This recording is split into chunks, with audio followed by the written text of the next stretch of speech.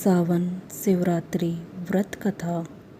सावन शिवरात्रि व्रत का सनातन धर्म में विशेष महत्व माना जाता है।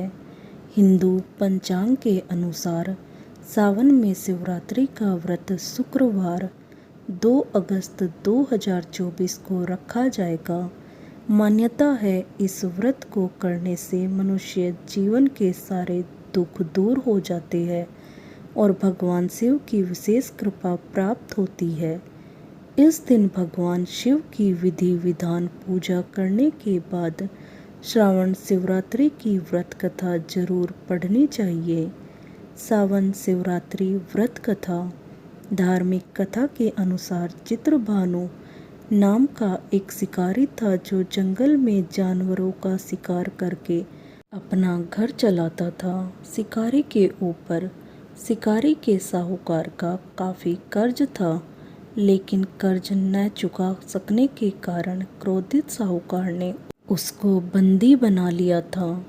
जिस दिन साहूकार ने उसे बंदी बनाया वह शिवरात्रि का दिन था। बंदी रहते हुए शिकारी शिव संबंधी धार्मिक बातें सुनता रहा। वहीं उसने शिवरात्रि व्रत की कथा भी सुनी। शिकारी का पूरा दिन ऐसे ही गुजर गया। शाम को साहूकार ने चित्रभानु को 1 दिन का समय दिया कर्ज चुकाने के लिए और उसे छोड़ दिया। कर्ज चुकाने के लिए चित्रभानु पूरे दिन बिना कुछ खाए पिए जंगल में शिकार ढूंढते हुए बिता दिया। ऐसे ही शाम निकल गई और रात हो गई। इसके बाद वो रात बीतने के इंतजार में बेल के पेड़ पर चढ़ गया। इसी पेड़ के नीचे शिवलिंग था। बिना जाने शिकारी बेलपत्र तोड़कर नीचे की तरफ गिरा रहा था, जो कि संयोगवश शिवलिंग पर गिर रहे थे। इससे उसका व्रत पूरा हो गया। शिकारी की तलाश में घूमते हुए चित्रभानु को तालाब के किनारे एक गर्भनी हिरनी दिखाई दी जो पानी पीने के लिए आई थी। उसका शिकार करने के लिए उसने धनुष बाण निकाला। उस हिरनी ने चित्रभानु को देख लिया। इस पर उसने शिकारी से कहा कि उसके प्रसव का समय है, तुम 2 जीव की हत्या करोगे, यह ठीक नहीं है। हिरनी ने शिकारी से वादा किया जब उसका बच्चा इस दुनिया में आ जाएगा तब वो खुद आएगी, तब वह उसका शिकार कर सकता है, लेकिन अभी उसे जाने दे। शिकारी ने उसकी बात मान ली और जाने दिया। इसके बाद प्रत्यांचा चढ़ाने तथा ढीली करते समय कुछ शिवलिंग पर कुछ और बेलपत्र गिर गए। ऐसे में चित्रभानु से अनजाने में शिव की प्रथम पहर की पूजा भी हो गई। कुछ देर बाद शिकारी को एक और हिरनी दिखी। उसे देखकर शिकारी बहुत खुश हुआ और शिकार करने के लिए तैयार हो गया। हिरनी ने उससे निवेदन किया कि वो कुछ ही देर पहले ऋतु से निर्वित हुई है। मैं अपने प्रिय को ढूंढ रही हूँ। मैं एक कामातुर वीरा हिरनी हूँ। जैसे ही मुझे मेरा पति मिल जाएगा वैसे ही मैं आ जाऊंगी।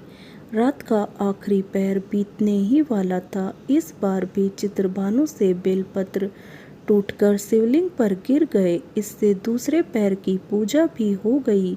2 शिकार को खोकर शिकारी चिंता में पड़ गया था। रात्रि का आखिरी पहर बीतने को था कि तभी एक अन्य मृगी अपने बच्चों के साथ उधर से निकली।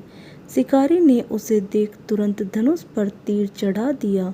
वो तीर छोड़ने को ही था कि मृगी बोली, मैं इन बच्चों को इनके पिता के हवाले करके लौट आऊंगी। इस समय मुझे मत मारो। 2 शिकार को खोकर शिकारी चिंता में पड़ गया था।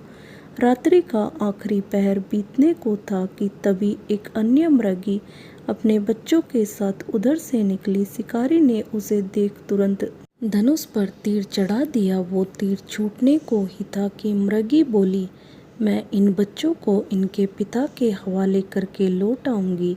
इस समय मुझे मत मारो। मैं इनके पिता को सौंपकर तुम्हारे पास लौट आऊंगी। मृगी की बात सुनकर शिकारी को उस पर दया आ गई। उसने उसे भी जाने दिया। यह शिकार न कर पाने के कारण परेशान होकर पेड़ पर बैठा शिकारी बेलपत्र तोड़ तोड़ कर नीचे फेंकता जा रहा था। इस तरह से उसके तीसरे पहर की पूजा भी स्वतः ही संपन्न हो गई। पूरी रात इंतजार करने के बाद सुबह शिकारी को एक हिरन दिखा। उसने निश्चय किया कि वो उसका शिकार जरूर करेगा। शिकारी ने प्रत्याशा चढ़ा ली। इस पर हिरन ने कहा कि अगर उससे पहले आई 3 हिरनियां और उनके बच्चों का शिकार उसने किया हो तो उसका भी शिकार कर ले, जिससे उसे उनके वियोग में दुखी न होना पड़े। लेकिन अगर उन्हें जीवन दान दिया है तो उसे भी छोड़ दे। जब वो उन सभी से मिल लेगा तो वो आ जाएगा।